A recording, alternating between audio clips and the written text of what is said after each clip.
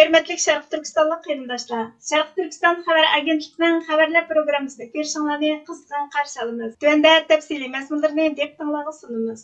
Angliya Tashqi ishlar ministri Xitoyni ziyorat qilish jarayonida Uyg'urlarning haq-huquqlariga erishish kerakligini aytgan. Tibet masalasiga parvo qilmagan. Feol xabar torining 21 oktyabr kunidagi xabarda aytilishicha, Angliya Tashqi ishlar ministri David Lammy yaqinda Xitoyni ziyorat qilganda atalmish Şinjandagi Uyg'ur va boshqa turkiy xalqlarga aloqador kishilik huquq dafsanchiligi haqida to'xtalgan. Tibetni tilga ilishdan o'zini qochirgan. Lammy juma kuni Xitoy Tashqi ishlar ministri Wang Yi bilan ko'rishgandan keyin Angliya Tashqi ishlar ministrligi bayonot e'lon qilib, ikki taraf olib borgan suhbatning atalmish Şinjandagi Uyg'urlarga qilingan nachar muomala va tutqun qilingan Angliya fuqarosi Jamie Lay Dilosni o'z ichiga olganligini aytgan. Bayonotda yig'inning ijobiy shaklda elib berilganligi tasvirlanib, bir qator tashqi siyosat va bexatarlik masalasining muzokara qilinganligi o'ttirg'a qo'yilgan. Lammyning Beijingni tunji qatim ziyorat qilishidan ilgari bir qancha Tibet haq-huquq tashkilotlari Tibetda Xitoy yurgizayotgan assimilyatsiya, kishilik huquq dafsanchiligiga ko'ngil bo'lishni talab qilgan. Haq-huquq tashkilotlari yana Tashqi ishlar ministri Lammyning tunji qatim Xitoyga qilgan tashqi ziyoratida Xitoyning kishilik huquq dafsanchiligiga qarshi turishga chaqirgan. Ular Tibetning mustaqil jurnalistlar, diplomatlar va kishilik huquq kuzatuvchilariga asosan taqalganligini, javobgarlikni cheklaydiganligini ta'kidlagan. Bu gruppa Angliyaning Xitoy bilan bo'lgan asosliq savdo hamrohi sifatidagi diplomatik ta'sirini tilga olib, Angliyaning bu o'rindan foydalanib Beijingga besim ishlatib, Tibet madaniyati, kimligi va turmushiga xavf yetkazadigan siyosatlarni to'xtatish kerakligini ta'kidlagan. Qandaqla bo'lmasin, Tibet tilga ilinmagan. Lammy Beijing ziyorati jarayonida yana Xitoyning eng oliy muavin bosh ministri Xitoy katibashi Xi Jinpingning yaqin ittifoqdoshi Deng Xiaoxiang bilan ko'rishgan.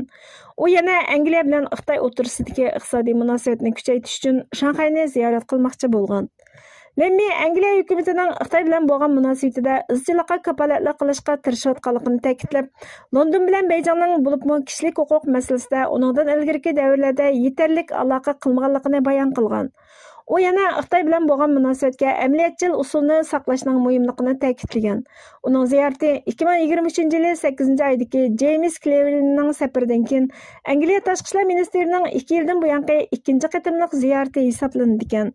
Guardian xabar kanalining 17 oktyabr kunidagi Angliya emgakchilar bu hafta oxiri David Lammyning bu davlatga qilgan ziyoratidan ilgari Xitoyning Uyg'urlarga tutgan muomalasini rasmiy e'tirof qilish planini kayniga surishga aloqador xabariga qarata Sharq Turkiston surgunda hukumati ijtimoiy axborot supisi X'da qarshilik ko'rsatib, Sharq Turkiston surgunda hukumati Angliyaning Xitoyning Sharq Turkistondagi Uyg'ur va boshqa turkiy xalqlarga qarata yurgizayotgan irqiy qirg'inchilikni e'tirof qilishdan chekinishi Xitoyni xotirjam qilishdan iborat xatarlik bir harakatdir. Beijingning keng ko'lamda tutqun qilib, nazarband qilish, majburiy emgakka selish, tug'mas qilib etish, kültürünü yo'q qilish, jismoniy jihatda buzg'unchilikqa uchirtish, organlarini sug'urib olish qatorliq isbot talab qilmaydigan vahshatlarining oldida bo'yin egishdan iborat bo'lib, bu Xitoyning zolim hokimiyatiga jasorat ato qiladi. Dunyodagi eng og'ir vahshiylik bo'lgan millionlab insonlarning azob-uqubatlariga xiyonat qiladi. Biz David Lammy va uningdek barliq axloq fazilat egilarining qayta takrorlanmasin va'dasiga amal qilib, Xitoyning Sharq Turkistonda yurgizayotgan irqiy qirg'inchilikni e'tirof qilish, ayiblash va uningga qarshi turishni talab qilamiz. Xitoyni xotirjam qilish tinchlik va adolat elib kelmaydi degan. Xitoy armiyasini yanglab urushga tayyorlanayotgan ekan. Anxet xabar torining 23 oktyabr kunidagi xabariga qaraganda, oldingi hafta Xitoy katibashi Xi Jinping Xitoy Xalq ozodlik armiyasi raketa qismining bir atritini tekshirganda, Xitoyning yadro iqtidoriga mas'ul guruhini jang tayyorligi va to'sish iqtidorini oshirishga chaqirgan.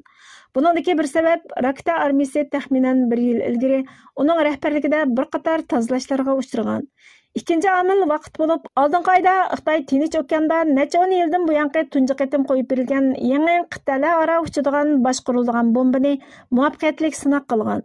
Ba'zilar bu yilning beshida doklad qilingan ozodlik armiyaning chirigilik masalasining real emasligini, Xitoy armiyasining iqtidorsizligi to'g'risidagi uchurlarni tarqatish orqali bir xil to'rtta shaxmat o'yini o'ynayotganligini o'ttirg'a qo'yishgan. Xi Jinpingning raketa armiyasi bilan tuzgan kelishimining mohiyati yadro qurollarining ochqichi to'yiqsiz hujum qo'zg'ash emas, balki ular ehtiyojli bo'lgan har qanday ahvoldan saqlanish.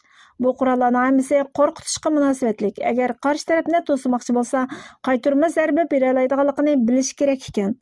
xalq egiligini cho'rdigan aniqsizlik va Ukrainaning urush sepining Sharqiy Osiyoga kengayishi, Chavshan askarlarining Rossiyaga yordam berishga o'rinlashtirilganligi to'g'risidagi mish-mish paranglar Xitoyni ozodlik armiyaning tayyorliqsiz qolmaydigan vaziyatga ittirishi mumkin.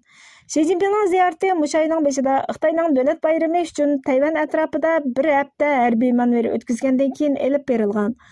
Qo'rqitish usuli hozir butunlay dengiz qamal qilishni o'z ichiga olgandek qiladi. Bu qarmoqqa orolga amaliy tajovuz qilishga texmo yaqindek qiladi. Agar Xitoy Kompartiyasi 2050-yilga borganda dunyoviy saviyaga ega armiya bo'lishni nishon qilsa, Xitoy qurolli qismlari cho'qim 2025-yilgacha urushda g'alaba qilishga tayyor turish kerak deyildi. Sharq Turkiston surgunda hukumatining Cumhur raisi Dr. Mamtimin Ali apandi ijtimoiy axborot supsi X'da buningga inkos qaytirib, bu tahdidning vaqti intayin muhim bo'lib, navbatdagi Amerika saylamiga to'g'ri keladi. Xitoyning bu mezgilda yuz bergan har qanday ojizlik, xatolik yoki malmonchilikdan foydalanib Tayvanni egallash orzusi texmo kuchlanganda qiladi. Aksicha Xitoydagi iqtisodiy krizis, Kommunistik partiya, Ozodlik armiya va boshqa organlarda Xi Jinpingga bo'lgan qarshilik kun sayin kuchayotdi. Bu Xi Jinpingning eng oxirgi umidsizlangandagi o'yini huquqni saqlab qolish uchun hamma narsani yo'qotishni xohlaydigan psixik harakatini ko'rsatdi. Xi Jinping o'zining hayoti va kuchini saqlash savdosi uchun hamma narsani pido qiladi dedi. Yurt, vataningni so'y. So'yishga salohiyating bormi? So'yishni xohlamsan? Undaqda so'y. Her bir güzel narsini so'y. So'ygandimi to'yg'icha, qong'icha so'y. Agar sen so'yishga mafkura ideal o'rnak izlayotgan bo'lsang, undaqda ustida va ostida yashagan suyini ichib, to'pisiga melinib cho'ng bo'lgan yurt vataningni so'y. Ko'z bilan ko'ringan, qo'l bilan tutgan, gulinishi o'z qo'lingda bo'lgan turk yurtini, Sharq Turkistonni so'y. Xiyoliy, e'tiborsiz, fantaziyalik mafkuralarga oshiq bo'lma. Yolg'onga ishinib qolma, haqiqatga tayan.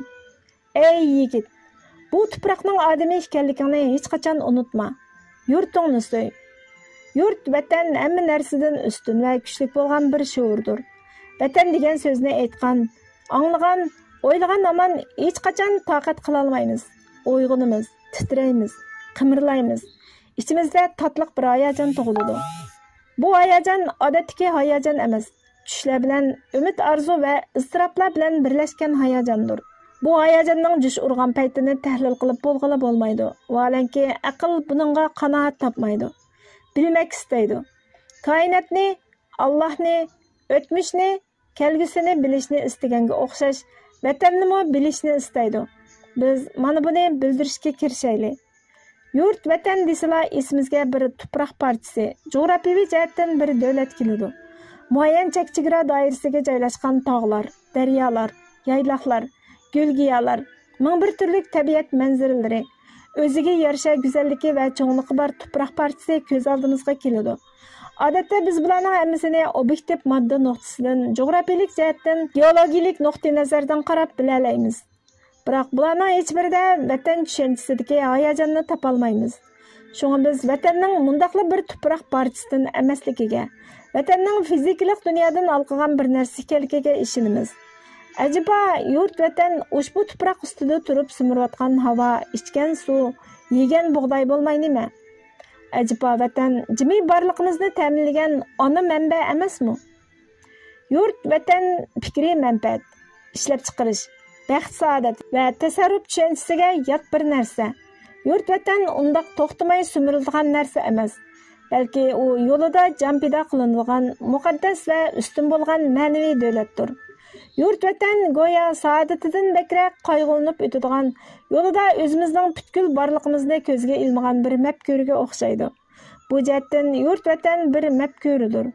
O'zimdan, milliy va kishilik shaxsiyatimdan voz kechgan tunugunki, bugunki va atki kunimdan ayrilgan aman yurt vatanni go'yo o'zimdan, axloqimdan, ma'naviy hayotimdan, irodamdan, idealimdan ayrim bir zimindek jonsiz bir narsadek ko'rib olgan zaman nima uchundir tushunolmay qolaman. Yurt degani o'zim shu, vatan aslida o'zimmi deb qolaman. O'ylayman. Yurt degani o'zim shumi, vatan aslida o'zimmi deb qolaman. O'ylayman. Oxir deymanki, durust. Ya'ni vatan demak, men demak, vatan demakdir deyman. Undaqda mendagi bu xil tug'ma mənlik qayerdan kelgan deyishga boshlayman. Acaba bu xil mənlik moddiy, organik va ruhiy mavjudligimdan kelganmi? Yana o'ylayman. Deymanki, yo'q, men yolg'iz emasman. Bu yerda bir menla emas, boshqalarmi bor. Ularmi xuddi menga o'xshaydi. Undaqda bu boshqalar kimlar? Amaliyotda mazkur boshqalarmi menga o'xshash go'sht va sumakdan bitgan organik jonliq. Fiziologik qonunlarga, psixologik ruhiy istirorlarga bog'langan. Tutqun bo'lgan fanilar, qanoatkorlar turkumidandir. Men vatanning ilohiy muqaddasligiga manba bo'la olmasam, boshqalarning yakuni xulosasi, jamiyati qandoqmi manba bo'la olsin? Qaysi mo'jiza ularga bu imtiyozni bera olsin? Demak, vatan mendan iborat emas, shunaqla menga o'xshash boshqalardan iborat bo'lib qolmaydi. Undaqda masalaning siri nima? Oxiri ko'rib yetdim, o'ygandim. Bu ishning siri mening va boshqalarning hamda bugun yashagan va tunugini yashaganlarning qo'lida barpo bo'lgan ma'naviy qimmatlar, qadriyatlarda ekan. Alayliq Türk yurti bor. Shuning bilan bir vaqtda bu elning tarixida ko'plagan insoniy qimmatlar bor. Tilimiz, turimiz, san'atimiz, falsafamiz, saodat va falokatni sezishimiz, to'g'riliq, yaxshilik va go'zallik angimiz, ixtirolarimiz, avlodlarimizga va barcha insonlarga o'rgatganlarimiz hammasi qimmatlarimizdandir. Yurt, vatan quruq xayol bo'lmasdan balki bir haqiqatdir. Chunki haqiqatdan kelgan bir qimmat, bir vijdon manbasi sifatida biz turklar, Sharq Turkistonliklarmiz.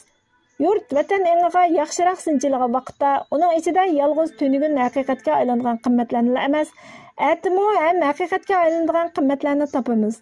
Shuning uchun yurt, vatan milliy mavjudligimizning faqatla o'tmishi bo'lib qolmasdan, u yana o'z navbatida mavjudligimizning kelichikidir. Yurt, vatan bo'lg'achqa biz bo'la oldik. Biz bo'lg'achqa biz holatimizda qola oldik. Uning sayesinde biz yana yangi o'zligimizga erishganmiz. Bu ma'nodan vatan bir butun mavjudligi bilan eng oliy va muqaddas joydir. Xullas, vatan muqaddasdir. Manba Ergizda 1948-yili 229-son 17 dekabr. Uyg'urchaga ag'dirg'uchi Burhan Muhammad. Bizga vaqt ayirganingiz uchun ko'pdan-ko'p rahmat. Kelar qatimqi programmamizda ko'rishguncha Allohga omonat bo'lgaysizlar.